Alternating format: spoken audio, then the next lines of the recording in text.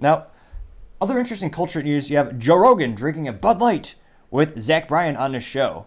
Now, it looks like Joe Rogan actually cracked open a can of Bud Light and allegedly did not lose all his taste buds. That's still yet to be seen. And that was last Tuesday after he offered a toast to his guest, the country music star Zach Bryan. And they agreed with Joe Rogan's taste about the residual backlash against the brand. And Joe Rogan is saying, it all amounts to silliness, quote unquote. Which, one of those interesting things, I'm actually surprised for how popular he is. Granted, he has FU money, he doesn't need sponsors, but for him not to have an official beer is almost perplexing, because if he wanted to snap his fingers, he can get a lifetime supply of any beer he wants for free, because so many people tune into his show. Now, it's fascinating to see that, a lot. It's almost as if conservatives and liberals and Republicans, Democrats, they are all fighting over Joe Rogan. They all want him to be on their team and really to believe in their ideology so they can use him as an advertising vessel, or perhaps also to advertise to the youngins or the cool hip kids, like, oh, look, Joe Rogan believes in our stuff. Which, if you listen to Joe Rogan for anything more than 12 minutes, I would say, you would know he's mostly left on a lot of his social issues, in terms of his conservative beliefs, which, again, I don't think the Second Amendment should be conservative, it should be an American belief, but he's more pro-gun in that regard, but he's quite adamant about his use in recreational drugs. Conservatives usually aren't into that.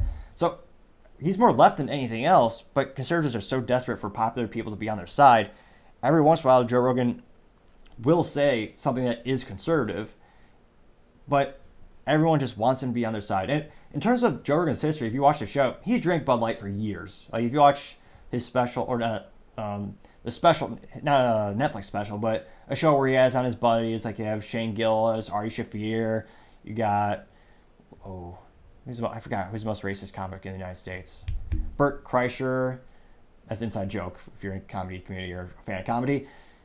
And it's one of those things where they all have Bud Light before. I guess in terms of Joe Rogan's not really participating in what is the boycott that many are participating in, but he's not really changed his behavior one way or the other. So I don't know why conservatives are so surprised necessarily. I mean, Joe Rogan has said his opinions about his thoughts about transitioning and the age, and he's interviewed some. I believe it was Eddie Lizard, who's a transgender man transitioned to a woman, who's a world record for the number of marathons run. But so he's interviewed folks on all sides of the political aisle. But it's fascinating to see people are getting upset about this when it's not all too surprising. But of course, if he says anything these days, he's going to get a lot of clicks because controversy ensues, because inevitably you're going to probably piss off one side or the other no matter what you say. But it is a little bit surprising, his choices on this, but he's gone back and forth. It'll be interesting to see where he goes from here. Thank you, everyone, for taking the time to tune in today. Also, trying to get to 3,000 subscribers by the end of August, so I greatly appreciate you taking the time to click that subscribe button. Also, taking the time to like and comment, also greatly appreciate. It really helps the channel grow and develop as we try to make the content and production better and better.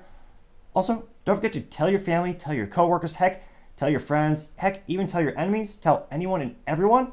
Just stay safe and fight the good fight.